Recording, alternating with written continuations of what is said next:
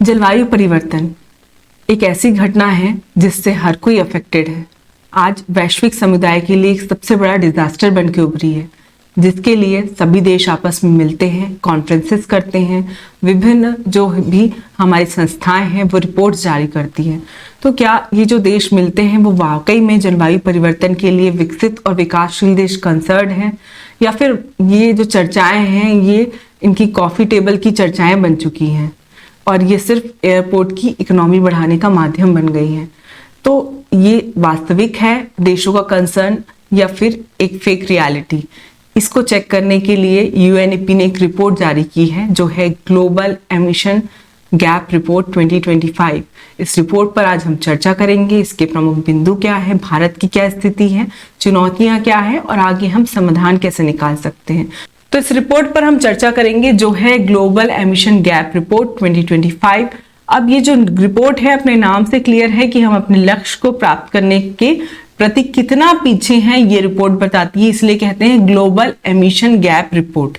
तो ये जो रिपोर्ट है इसमें आप ये देखेंगे ऑफ टारगेट, मतलब हम टारगेट से पीछे हैं और हमारे जो टेम्परेचर है, जो क्लाइमेट चेंज है वो हमारे टारगेट से बहुत ज़्यादा बढ़ा हुआ है और जो क्लाइमेट चेंज के हमने गोल्स लिए थे उससे भी हम पीछे, इसलिए इस रिपोर्ट में ऑफ टारगेट लिखा गया है। अब इस रिपोर्ट की बात करेंगे तो ये रिपोर्ट जो है हर वर्ष यूएनईपी के द्वारा जारी की जाती है।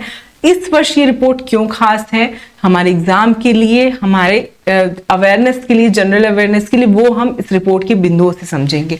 तो ये जो इस वर्ष का टेम्परेचर है वो कहा गया है कि प्री इंडस्ट्रियल इरा से अभी तक जो टेम्परेचर है वो 2.3 से 2.5 डिग्री सेल्सियस, 2.3 से 2.5 डिग्री सेल्सियस जो टेम्परेचर है वो रेस हो रहा है अर्थ का, जबकि हमने टारगेट रखा था 1.5 डिग्री सेल्सियस की जो प्री इंडस्ट्रियल इरा थी, उससे जो इंडस्ट्रियल इरा जो अभी चल रहा है औद्योगिक युग, उसमें जो टेम्परेचर चेंज है वो मैक्सिमम 1.5 डिग्री सेल्सियस होना चाहिए, लेकिन एक्चुअल में हो कितना गया 2.5 डिग्री सेल्सियस। तो इस टेम्परेचर चेंज के जो गोल है उससे हम पीछे रह गए हैं। दूसरा, अगर हम उत्सर्जन की बात करेंगे इस रिपोर्ट में, तो जो एमिशन है वो ऐसा बताया जा रहा है कि 2024 में जो ग्रीन हाउस गैसेस हैं उसका जो एमिशन है वो लगभग 2.3% बढ़ा है। तो आप ये याद रख सकते हैं, यहाँ भी 2.3 और यहाँ भी 2.3 से 2.5 का एक रेशियो है। इसके अलावा ये जो एमिशन बढ़ा है वो बढ़कर 57.7 गीगावाट CO2 के बराबर हो गया है। तो ये इस रिपोर्ट की प्रमुख बातें थी। इस रिपोर्ट में जो हर वर्ष NDC जारी होता है, NDC मतलब होता है नेशनल डिटर्मिनेशन कंट्रीब्यूशन। तो ये जो NDC है इसके बारे में हम बाद में चर्चा करेंगे। तो 60 देशों ने 2035 के लिए राष्ट्रीय स्तर पर निर्धारित योगदान प्रस्तुत किए हैं इस रिपोर्ट में, जो कुल उत्सर्जन का 63% है। इट मींस ये जितने भी 60 देश हैं वो जो है कुल उत्सर्जन का 63% कंट्रीब्यूट करते हैं, जितना भी ग्रीन हाउस गैसेस का एमिशन होता है। तो 60 देशों ने नेशनल डिटरमाइंड कंट्रीब्यूशन जारी किया है। अब ये NDC क्या है और पेरिस कन्वेंशन क्या था, इस पर हम चर्चा करेंगे।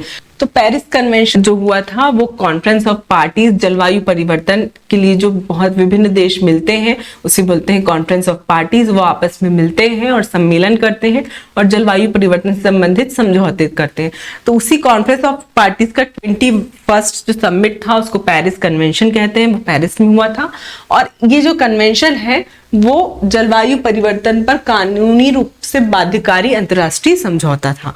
अब ये जो कन्वेंशन है वो 12 दिसंबर 2015 को पेरिस में हुआ था, जिसमें 196 दलों के द्वारा इस पर हस्ताक्षर किया गया, इसे साइन किया गया और 4 नवंबर 2016 से ये पेरिस ट्रीटी लागू हुई। अब इस पेरिस कन्वेंशन में ऐसा क्या लक्ष्य रखा गया जिसे हम पूरा नहीं कर पाए? तो पेरिस कन्वेंशन में ये लक्ष्य रखा गया कि जो भी तापमान में वृद्धि है, पृथ्वी के तापमान में जो वृद्धि हो रही है वो प्री इंडस्ट्रियल इरा के 1.5 से 2 डिग्री सेल्सियस से अधिक नहीं होनी चाहिए। लेकिन हम इस लक्ष्य से अभी बहुत पीछे हैं, जो वृद्धि है वो लगातार बढ़ रही है। अब इसे अगर हमें पूरा करना है तो इस रिपोर्ट में एक बात आई है कि अगर हमें 1.5 डिग्री सेल्सियस के लक्ष्य को पूरा करना है तो ग्रीन हाउस गैसेस का जो एमिशन है उसमें 55% की हमें कमी लानी होगी। तो ये भी एक रिपोर्ट की प्रमुख बात है।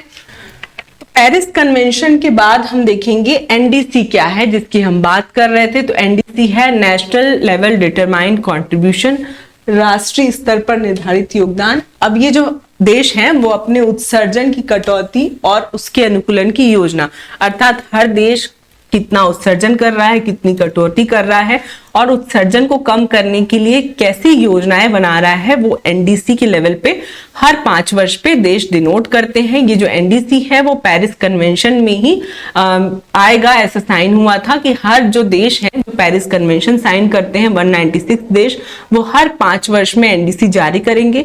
2020 में जारी हुआ था और 2025 में दूसरा एनडीसी जारी हुआ, जिसमें कुछ ही देशों ने एनडीसी की रिपोर्ट दी। भारत ने भी एनडीसी की रिपोर्ट दी है। भारत के प्रमुख बिंदु क्या है वो हम डिस्कस करेंगे। तो ये तो हुई एनडीसी की बात। हालांकि एनडीसी देश की जिम्मेदारी है, लेकिन व्यक्तिगत स्तर पर तो वो देश की जिम्मेदारी है, लेकिन अगर हम संस्थागत स्तर पर कॉप देखेंगे तो हर देश अगर रिपोर्ट जारी करेगा तो वास्तव में जो है वो सही डिसीजन आएगा, सही कंक्लूजन आएगा। तो ये तो एनडीसी की बात हुई। इसके बाद अगर हम पेरिस कन्वेंशन का महत्व देखेंगे तो ये जो पेरिस कन्वेंशन और एनडीसी है वो वैश्विक स्तर पर पहला व्यापक समझौता था जो जलवायु परिवर्तन से संबंधित था। दूसरा ये इंपॉर्टेंट क्यों है, क्योंकि इसमें डेवलप्ड और डेवलपिंग दोनों ही नेशन साथ आते हैं और वैश्विक एकजुटता और जवाबदेहिता को बढ़ाते हैं, अर्थात ये सभी अपनी अकाउंटेबिलिटी जलवायु परिवर्तन क्लाइमेट चेंज के लिए क्या है उसको बताते हैं। तो ये पेरिस कन्वेंशन और एनडीसी की बात हुई। अब भारत की क्या स्थिति है और भारत के क्या लक्ष्य अगर हम देखेंगे तो भारत जो है इस वर्ष, इंडिया जो है वो 3rd नंबर पर ग्रीन हाउस गैसेस का एमिशन करता है।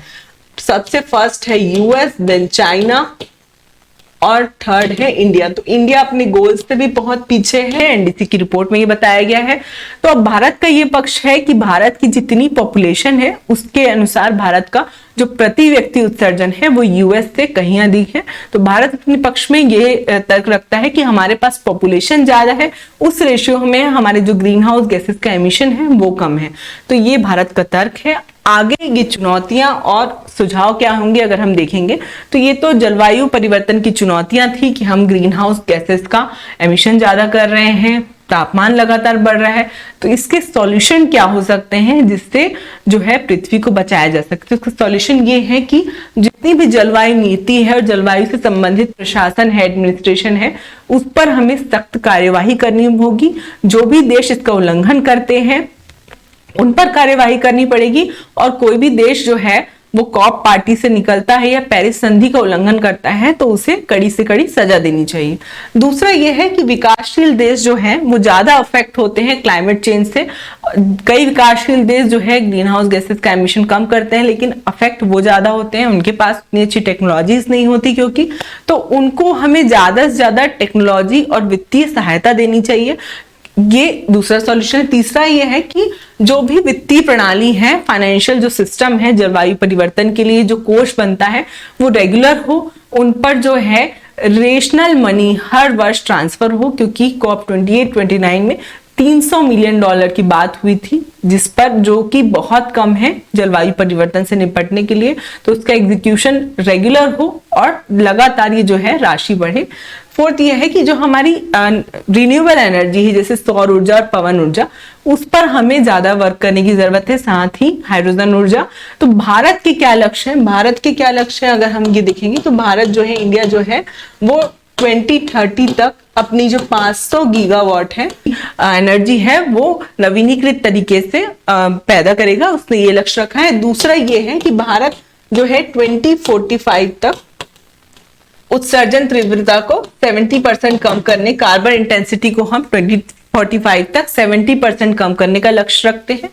थर्ड ये है कि हम 2070 तक नेट जीरो, मतलब हम कार्बन उत्सर्जन बिल्कुल कम कर देंगे, नेट जीरो पे आ जाएंगे। 2070 तक हमने नेट जीरो का लक्ष्य रखा है।